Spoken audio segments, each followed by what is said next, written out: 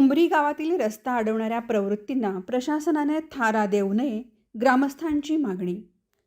जावली तालुक्यातील दुर्गम आणि डोंगराळ भागात वसलेल्या उंबरी गावामध्ये मुख्यमंत्री ग्रामसडक योजनेअंतर्गत ग्रामीण महामार्गापासून गावाला जोडणाऱ्या कॉन्क्रीट रस्त्याचं सध्या काम सुरू आहे. हे काम झाल्यानं उंबरी ग्रामस्थांचे दळणवळण अधिक सुलभ होणार आहे.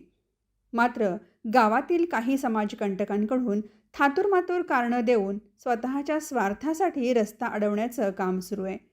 या समाजकंटकांवर प्रशासनानं कडक कारवाई करावी आणि स्वतःच्या स्वार्थासाठी गावातील विकास कामांवर खोडा घालणाऱ्या अशा प्रवृत्तींना भीक घालू नये, अशी एकमुखी मागणी उंबरी ग्रामस्थांनी केली आहे. अनेक वर्षांच्या अथक प्रयत्नांनंतर ग्रामस्थांनी मंत्री शिवेंद्रराजे भोसले यांच्या माध्यमातून हा रस्ता मंजूर करून आणला आहे. मात्र काही जण स्वतःच्या स्वार्थासाठी विकासाच्या आड येत असल्याचं समोर येतंय. अशा स्वार्थी प्रवृत्तींच्या भूलथापांना प्रशासनानं बळी पडू नये.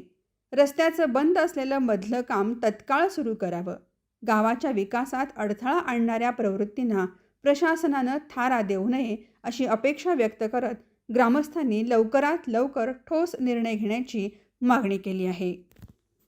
कमीत कमी मला वाटतं मी 2011ला सरपंच होते. त्याच्या अगोदरपासूनचा म्हणजे 1984 पासूनचा रस्ता आहे. पूर्वीपासून त्याच्यावरती 2 वेळा डांबरीकरण झालं, मोरी बांधकाम वगैरे झालं आणि आत्ता जाणून बुजून रस्ता फक्त एक आर्थिक प्रबलापोटी आणि मुद्दाम होऊन की एक स्वार्थापोटी असा अडवायचा प्रयत्न केला आहे. हे 300-800 मीटरचं काम आहे, पूर्णपणे आंध्रे ते उमरेवाडी.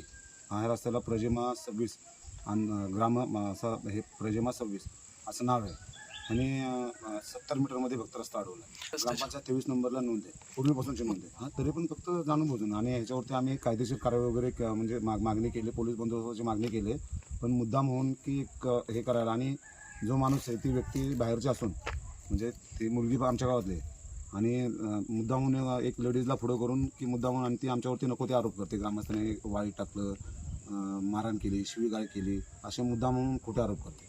पाटील साहेब आले होते. पाटील साहेबांनी सांगितलं, आपले फौजदार जावली तालुक्याचे फौजदार इथं आले होते. त्यांनी तिला समजावून सांगायचा प्रयत्न केला की ह्याचं तो हे करू, पण ती बाई मी आत्महत्या करेन, हे करेन, ते म्हणजे ते सर्वांना शासनाला पण धमकी देते. पाटील साहेबांनी सांगितलं हा रस्ता म्हणजे पूर्वीपासूनचा वहिवाटीचा रस्ता आहे आणि तो होऊन जाऊ द्या. आणि तसा JR आहे, शासन JR वगैरे आम्ही पोलीस स्टेशनला वगैरे जमा केला, तहसीलदारांना पण जमा केला.